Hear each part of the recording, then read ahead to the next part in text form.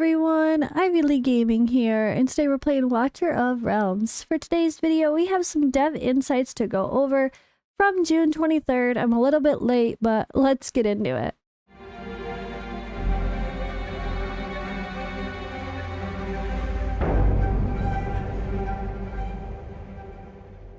Okay, yeah, I'm a little late for these dev insights. Sorry guys, I'm a slacker. But yeah, let's take a look and see if there's any fun things revealed. Obviously, the real reveals are kind of in our developer interviews. If you haven't seen it already, I already posted my developer interview. Fastidious should be posting as well, and he definitely has some big reveals about some content to come that's pretty exciting on his channel. Also, we have giveaways going on as well. So I'm going to be picking the winners for my giveaway on Friday the 28th. So yeah, make sure you guys get in on my video to enter for the giveaway from the developer interview. Fastidious' will probably go a little longer, but make sure you enter on both for chances to win some really cool stuff. Also, during my summoning parties for Friday and Saturday, I will be doing W Gold giveaways. I will be buying you guys a W Gold pack. Well, one winner for each stream, so that will be via a raffle, so stay tuned for that. All right, so first of all, let's get into these questions. All right, so this one's a nice detailed one. Let's read it through. We asked for the ability to reroll stats with some kind of in-game items. You guys put out the gear recasting hammers in-game. It would be nice if it wasn't for a few glaring issues. Huge issues. Glaringly huge, sorry. Number one, the odds of rolling decent stats are so ridiculously low, about 2% at best, that the hammers are relatively worthless. We have at least a 98% chance that we'll reroll just some more trash stats, potentially even lower than what we've rerolled the first time. Number two, the cost to buy them is ridiculous. It's not worth it. Number three, you can't use it on ancient gear, the most valuable ones. You guys really need to revamp it. It should increase our chances of better rolling stats, right? Yeah, definitely. Otherwise, with how low the chances are, it's trash. I mean, look at how few endgame players use it. We should be able to use it on ancient gear. Why not? And the cost is absurd. Make it more reasonably priced. It sucks that you guys sort of listened, but then gave it in a way that's worthless. Please make it viable. All right, so their reply is, thank you for the feedback. We will be adding some in-event bonus drops for recasting hammers soon.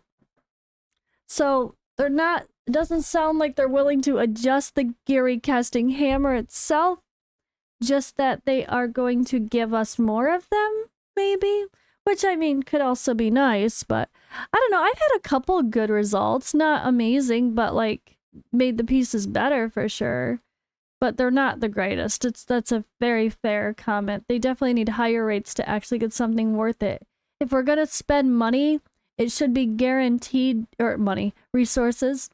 It would be nice if it's actually guaranteed to be better, but maybe not a lot better. Maybe just a little better sometimes, dramatically better other times. Maybe that should be how they work. They should never be able to roll worse than what you have right now. Right? That's what I think. Alright, buff Abomination's exclusive artifact. Increase initial rage plus AoE damage by an X amount.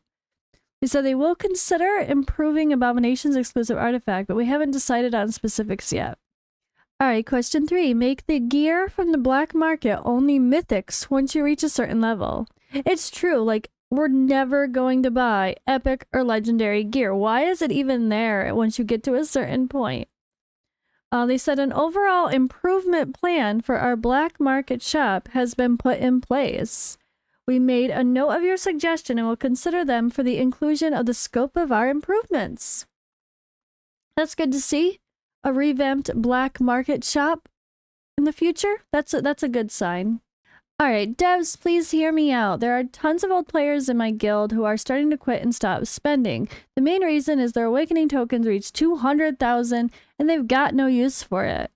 They're also having issues with 800 plus ancient gears and they can't sell them because of storage capacity limitations. I know there's a future update where you will increase storage capacity, which is not enough. How about making token useful to increase unit and storage capacity? This is an urgent matter. Please make it somehow useful. The rares at this point, it's far more useful than epics. I know you listen to your players. Please, please do something about it. All right, their reply is, thank you for your feedback. Your suggestions have been well noted. The Awakening shop is in continuous iteration and the storage capacity issue is currently being resolved. I like that. All right. All right, question 5. Add a non-Lord Legendary Awakening Soul. Make it so it's available either once a month or by certain events. With more and more units added, it gets more and more impossible to awaken heroes unless you wail hard. It's true, it used to be easier to get dupes, and now you don't get dupes as much because there's more heroes in the pool. They said, thank you for your feedback. We'll definitely consider this suggestion and may need to discuss it further and allow a larger release window. It's a great suggestion. I love that. That's a great idea because I get the concern of like, if they give out too many Awakening Soul Stones, then people are just going to max out their legendary lords and they're going to be like a bit too OP. Like, oh yeah, just max out your Praetus, no big deal. Max out your Valderon, no big deal. Iovar, oh my goodness. Like, you definitely don't want that to be too easy because it'd be a bit broken, I guess you could say. But if they did a non-legendary Lord Awakening Stone where you could only use it on normal legendaries, that sounds like a really good idea. I love that suggestion. All right, another good one here. Revamp the experience dungeon. It should be the same stamina cost for each difficulty, but the drop should increase with each difficulty. Just like gear dungeons. Doing the higher difficulty dungeons end up giving much less sacrificed heroes for use of upgrading. This way, the hero drops wouldn't decline because of stamina increase. In turn, this would also be applied to the gold dungeon as well. So they reply saying the main issue is that there are certain differences in the efficiency of gaining XP and stamina during different periods. I don't even know what that means. But rest assured, we plan to implement changes to the XP acquisition system in the near future. Alright, next up here. Also, can we fix the extreme 2-stage for promotion raids? Can we remove the Insignia 2 drops from it and increase the minimum for Insignia 3 drops to the same or more than stage 15? This way we can focus on farming those 2 stages.